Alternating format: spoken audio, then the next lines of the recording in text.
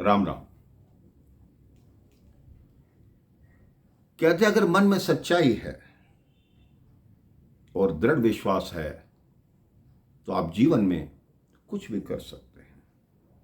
हम अपने जीवन से दूसरों के अवगुणों को देखना छोड़ दें और अपने भीतर जाके तब हमें ज्ञात होगा कि यह संसार क्या है।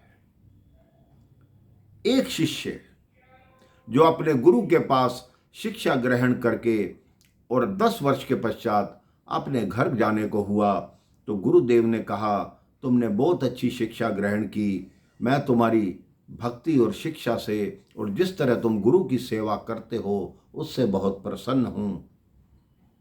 तो शिष्य ने कहा, गुरुदेव मुझे कोई ऐसा मंत्र, कोई ऐसा चमत्कार बताइए जिससे ये सिद्ध हो जाए कि मैं आपसे पढ़ा हूं, मैंने आपसे शिक्षा ग्रहण की है।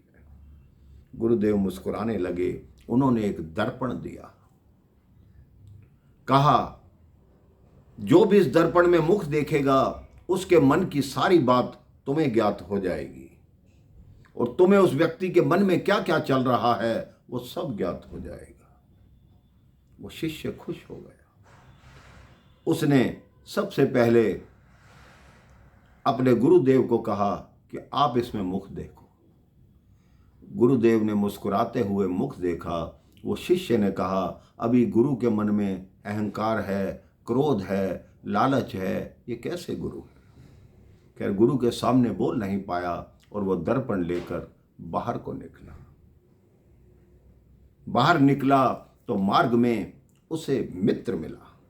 उसने कहा, इस मित्र के मन की सच्चाई जानता हूं। उसको लग रहा था कि मैं तो बहुत चमत्कारी हो गया हूं, मेरे पास तो सब कुछ, सारी विद्या आ गई है। उसने अपने मित्र को कहा, देखो मैं शिक्षा ग्रहण करके आया हूं और ये दर्पण लाया हूं, तुम पढ़ के देखो, इसको देखो। जैसे मित्र ने अपना मुख देखा उसने कहा, इसका मन तो विकारों से भरा पड़ा है, ये तो काम, क्रोध, मोह, लोभ, अहंकार, पांचों तत्वों से ही ग्रसित है, ये इससे कैसी मित्रता रखनी। वो दर्पण लेके अपने घर की तरफ चलने लगा। उसने सोचा, मैं अपने घर जाऊंगा तो मैं अपने माता पिता को भी ये दर्पण दिखाऊंगा, देखूंगा उनके मन में मेरे प्रति क्या है। सबसे पहले वो दर्पण लेकर घर पहुंचा। अपने पिता से कहा, पिताजी देखिए मैं आपके लिए एक दर्पण लाया हूं। जैसे ही पिता ने वो दर्पण देखा, वो बालक कहता है, मेरे पिता के मन में भी कैसे कैसे विचार हैं, वैसे समृद्ध हैं, सज्जन हैं, लेकिन इनके मन में बुरे विचार क्यों हैं। पिता से दर्पण लिया, माता को दिखाया। उन्होंने कहा, माता के मन में भी ऐसे विचार हैं, कभी पड़ोस की औरत को गाली दे रही हैं, कभी किसी की निंदा सोच रही हैं, इनके मन में यही चल रहा है। वो बालक बहुत परेशान हो गया। सुबह दर्पण उठाया और अपने गुरुदेव के पास गया।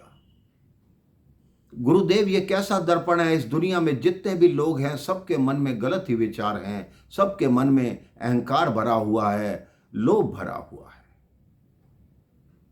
गुरुदेव मुस्कुराए और कहते हैं, एक बार ये दर्पण अपने मुख के सामने भी लाओ, फिर तुम्हें ज्ञात होगा कि संसार में क्या क्या भरा हुआ है।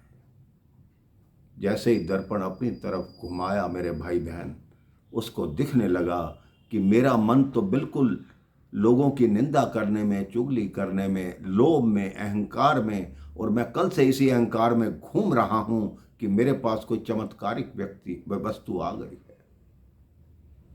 गुरु ने समझाया कि हम दुनिया को गलत दृष्टि से देखते हैं तो हमें दुनिया गलत दिखाई देती है, हम दुनिया को सही दृष्टि से देखेंगे तो हमें सारी दुनिया सही दिखाई देगी।